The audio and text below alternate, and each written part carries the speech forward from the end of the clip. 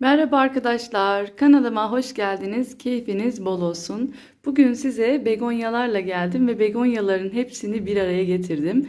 Gördüğünüz gibi Rex var, şeker begonya var, kiraz begonya var, çilli begonyam var. Hepsini bir araya topladım sizler için. Çünkü bugün size tekrar hem bir bakım bilgisi vereceğim hem de nasıl çoğaltıldığından bahsedeceğim biraz. Bunun için de arkadaşlar lütfen videomu sonuna kadar izleyin. İzledikten sonra da beğen butonuna basıp lütfen abone olarak destek olmayı unutmayın. Ve hemen bakım bilgisiyle çoğaltımına geçelim.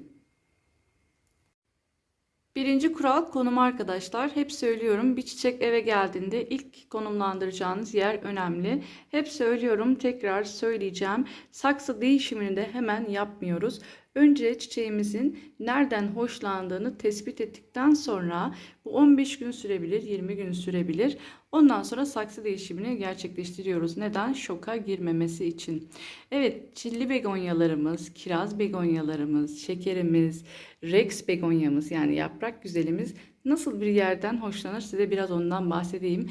Direkt güneşten hoşlanmaz. Yakıcı güneş çünkü yapraklarını yakar arkadaşlar. Şöyle de yanmış bir yaprağı size göstermek istiyorum. Bunu koparmadım görmeniz için. Görüyorsunuz, güneş görmüş, yanmış bir yaprağı var.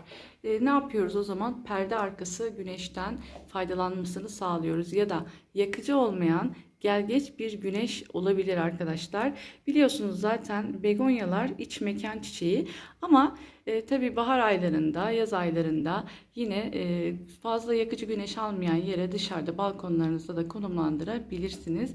İç mekanda da yine aynı şekilde yakıcı güneş almayan perde arkası güneş alması yeterli. Böyle bir yerde gayet sağlıklı bir şekilde büyüyecek ve çiçeklenecektir. İkinci kural toprağı arkadaşlar. Toprağı aslında çok ayırt eden türler olduğu söylenemez. Çünkü kırmızı bahçe toprağında da büyütülen türlerden bunlar. O yüzden aslında ben şöyle yapıyorum. Biraz yumuşaklık olması için direkt torfa da dikmiyorum. Bahçe toprağıyla torfu yarı yarıya karıştırıyorum. Vitaminli olması açısından da toprağına biraz koyun gübresi ekliyorum ve biraz da perlit koyuyorum hava alması için arkadaşlar. Yani eğer bahçe toprağı çok sıkı olmasın derseniz de benim yaptığım gibi bahçe toprağı torf ve biraz perlitle koyun gübresi karışımlı vitaminli bir toprak hazırlayıp dikebilirsiniz. Ama dediğim gibi bahçe toprağında da gayet sağlıklı bir şekilde büyüyecektir. Direkt bahçe toprağında da büyütebilirsiniz bu türleri. Üçüncü kural sulaması arkadaşlar. Sulamayı hep söylüyorum. Toprak kurumadan sulamayın. Tabi toprak kurumadan sulamayın dememdeki sebebi de hep açıklıyorum. Kök çürümesiyle karşılaşmamanız için. Zaten ıslak bir topraktan gerekli su ihtiyacını alacaktır. O yüzden gün meftunu yok. Bunu da hep söylüyorum. Günlük toprağını kontrol edeceksiniz arkadaşlar. Bakacaksınız nem varsa sulamayı yapmayacaksınız. Toprağı iyice kuruduktan sonra, çünkü altı da nemli oluyor. Yüzeysel kuruma olabilir. Biraz bastırarak bakabilirsiniz. Kuruduğundan emin olduktan sonra da etrafına, her tarafına değecek şekilde sulamasını gerçekleştiriyoruz. Yani 2 günde 3 günde bir diye sulama diye bir şey yok. Yazın değişiyor, kışın değişiyor su ihtiyaçları. Ona göre toprağını kontrollü bir şekilde sulamasını gerçekleştiriyoruz. Ha, suyu seviyorlar mı? Evet, seviyorlar. Yazın çok seviyorlar. Her gün veriyorum.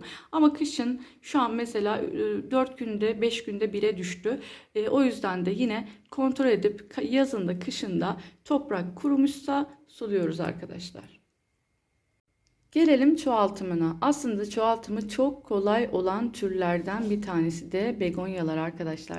Begonyalar normalde yapraklarından da menekşeler gibi köklendirilebiliyor.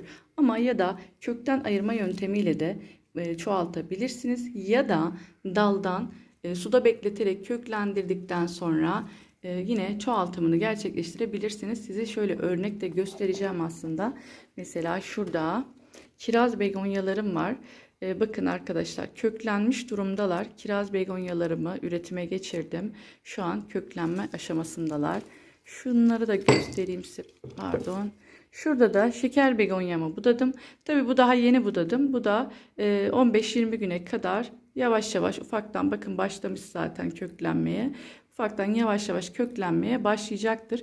Köklendikten sonra da tabii ki dikimini yapacağım ve ışık alan, direkt güneş görmeyen bir yere konumlandıracağım arkadaşlar.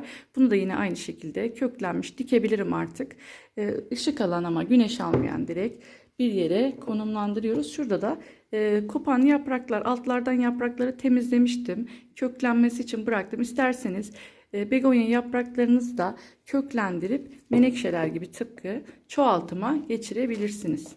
Çoğaltımı da bu şekilde arkadaşlar. Çilli de aynı şekilde zaten. Kökten ayırma, yapraktan ve daldan çoğaltma. Kiraz da aynı şekilde yine bu şekilde çoğaltımı gerçekleştiriliyor. Bir videonun daha sonuna gelmiş bulunuyoruz arkadaşlar. Begonyalar hakkında size bilgim dahilinde yardımcı olmaya çalıştım. Umarım faydalı olmuşumdur. Ve videomu da beğendiyseniz lütfen beğen butonuna basıp abone olarak da destek olmayı unutmayın arkadaşlar. Çünkü siz ne kadar çok destek olursanız ben o kadar çok yeni videolar çekmeye sizin için devam edeceğim. Ve sizin de böyle sağlıkla büyüyen çiçekleriniz olsun. Sağlıkla kalın, hoşça kalın arkadaşlar.